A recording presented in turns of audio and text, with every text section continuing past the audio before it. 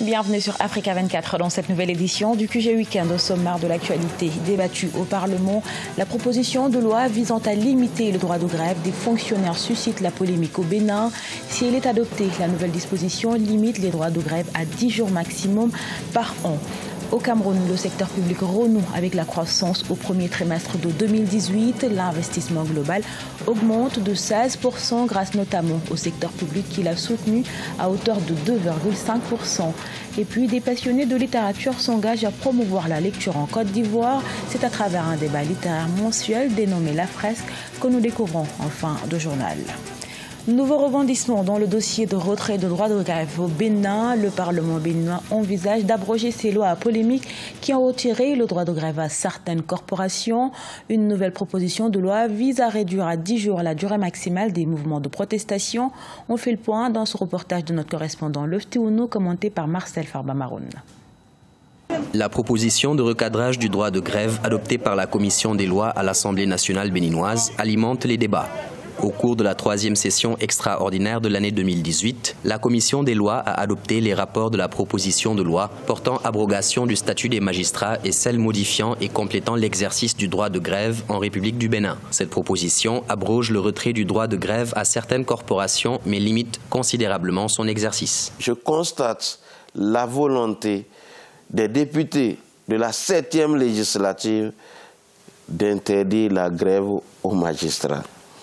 Et cela n'est pas une bonne chose. On ne peut pas soutenir une chose hier et que lorsque on est au pouvoir aujourd'hui, qu'on soutienne le contraire. L'article 13 de la proposition de loi portant exercice du droit de grève prévoit que la durée totale de la grève ne peut excéder 10 jours au cours d'une même année, 7 jours au cours d'un même semestre et 2 jours au cours d'un même mois. De plus, quelle que soit sa durée, la cessation de travail au cours d'une journée est considérée comme un jour entier de grève. On a le sentiment qu'on n'a pas envie qu'il y ait des manifestations dans le pays et que ce que nous avons gagné chèrement acquis avec les luttes passées, on est en train de remettre en cause ces acquis.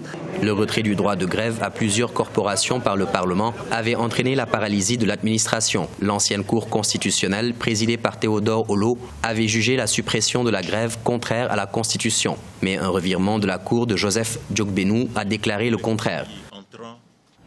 Au Cameroun, le premier trimestre 2018 a été marqué par une hausse du niveau de l'investissement global, une augmentation soutenue par le secteur public, selon le rapport sur les comptes nationaux publié par l'Institut national de la statistique qui annonce également une hausse de 1,2 point du produit intérieur brut. Nélé Claude Bessa.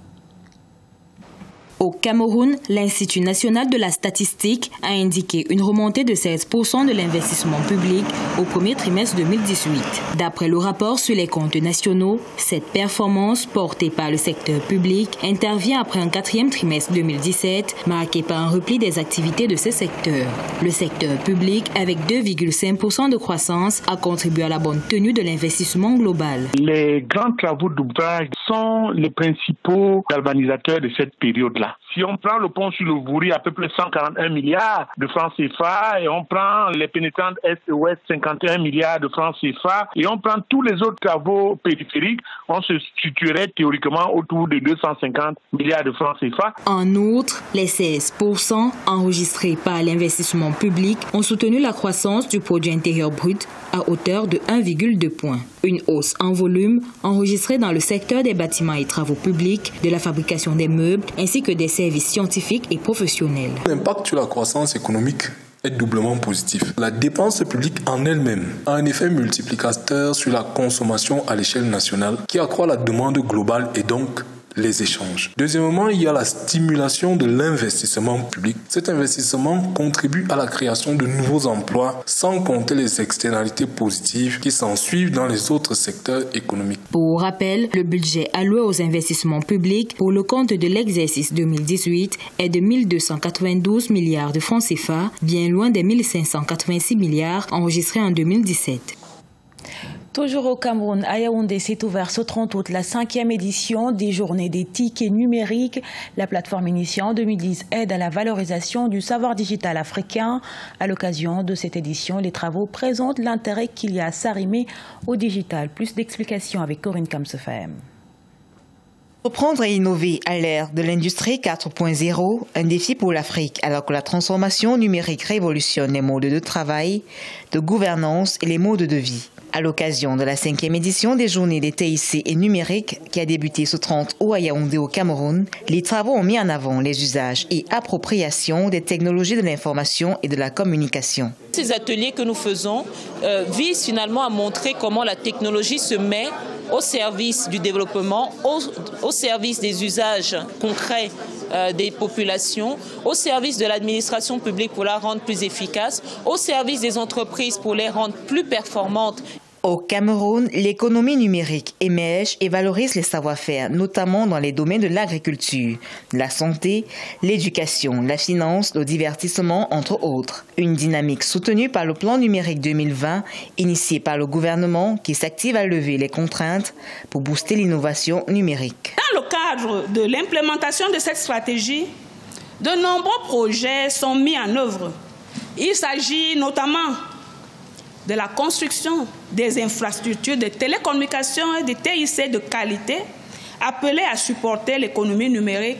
Les journées TIC numériques sont une initiative de l'association Coalition Digitale et Evolving Consulting. Elles sont soutenues par l'Union internationale des télécommunications et d'autres partenaires nationaux et internationaux. L'objectif de cette plateforme initiée en 2010, valoriser le savoir-faire digital africain pour optimiser son apport dans la croissance économique du continent. L'amélioration de la santé de ces populations est une priorité pour le gouvernement ougandais. Depuis 2012, un hôpital construit en partenariat avec la Chine soigne gratuitement les patients, réduisant ainsi de 99% le taux de mortalité maternelle et infantile. Toutefois, malgré cette avancée, des efforts restent à fournir, notamment en matière d'équipement. Ange Bijou Noménio. En Ouganda, le système de santé s'améliore grâce à la construction et l'approvisionnement de nouveaux centres de santé. La création d'un hôpital aux soins gratuits en 2012 par les Chinois a permis de réduire le taux de mortalité infantile et maternelle de 99%, une avancée bien accueillie par les populations ougandaises. J'ai eu une opération réussie. Mon bébé va bien et moi aussi. Nous sommes capables de gérer plus de 7000 patients et de soigner plus de 22 000 femmes par an. Plus de 99,7% de nos patients rentrent chez eux en bonne santé. L'hôpital a été modernisé pour devenir un centre de référence, mais le nombre d'équipements reste insuffisant pour faire face à la demande croissante. Certains de nos équipements sont en panne. Nous devons les remplacer pour améliorer notre tour de laparoscopie.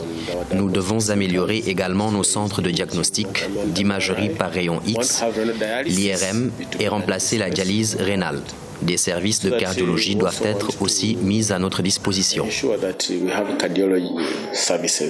Pour résoudre ces problèmes, la Chine a récemment fait don d'un lot de médicaments et de matériels médicaux à cet hôpital. Ces dons sont estimés à une valeur de 70 000 $ selon les autorités. La coopération entre les deux pays a permis d'améliorer considérablement le système de santé de l'Ouganda.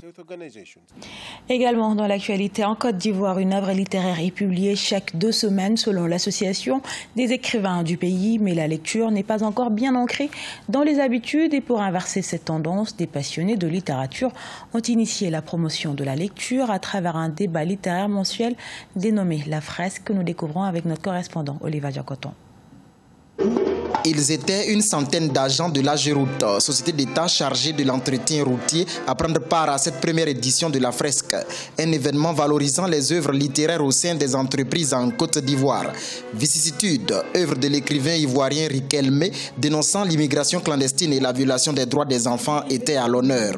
C'est le rendu de ces thèmes-là, franchement, qui m'a marqué. J'avais des frissons, c'était comme si on vivait ces thèmes. Les enfants de la rue, le sujet qui a été abordé, nous montre bien l'état qu'ils relèvent ce spectacle et nous apprécions bien. C'était vraiment émouvant pour moi parce que tout ce que l'auteur décrivait, ça parlait des réalités propres de l'Afrique. Ce moment de détente littéraire a su également proposer au public le slam et le théâtre tiré de l'œuvre Vicissitude. Il a été aussi un canal pour vendre une centaine d'ouvrages de l'écrivain Riquelme. que vive l'art, on souhaite que vive la culture et on souhaite que ce genre d'activité continue. On souhaite que les entreprises soient encore plus ouvertes comme l'AGEROUTE pour accueillir ce genre d'événements. La fresque débat littéraire visitera 5 entreprises du pays d'ici fin 2018. L'écrivaine sénégalaise Awaba sera l'invitée de la 2e édition prévue le 26 septembre 2018. Ce journal a été réalisé par l'ensemble de la rédaction. Merci pour votre fidélité. Retrouvez dans un instant une nouvelle édition de l'actualité sur Africa 24.